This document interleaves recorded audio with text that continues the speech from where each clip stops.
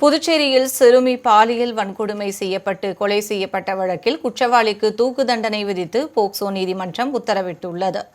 புதுச்சேரி முத்தியால்பேட்டையில் கடந்த 2024ஆம் ஆண்டு வீட்டின் அருகே விளையாடிக் கொண்டிருந்த சிறுமி கடத்தப்பட்டு பாலியல் வன்கொடுமை செய்யப்பட்டு படுகொலை செய்யப்பட்டார்.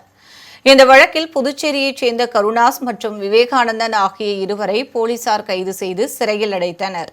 இதில் விவேகானந்தன் சிறையிலேயே தூக்கிட்டு தற்கொலை செய்து கொண்டார். சுமார் 2 ஆண்டுகளாக நடைபெற்று வந்த இந்த வழக்கை விசாரித்த நீதிபதி சுமதி குற்றவாளி கருணாசிற்கு தூக்கு தண்டனை விதித்து அதிரடி உத்தரவிட்டார். மேலும் பாதிக்கப்பட்ட சிறுமியின் குடும்பத்திற்கு 10 லட்சம் ரூபாய் இழப்பீடு வழங்கவும் அவர் உத்தரவிட்டார். அந்த தீர்ப்பில் தண்டனை விவரத்தில் குற்றவாளி காக்கா என்கின்ற கருணாசுக்கு கொலை குற்றத்திற்காகவும் போக்சோ 3 பிரிவுகளிலும் மரண தண்டனை என்று தீர்ப்பளிக்கப்பட்டுள்ளது.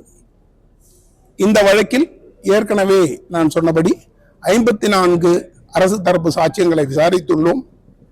81 ஆவணங்களை அரசு தரப்பு சான்றாவணங்கள்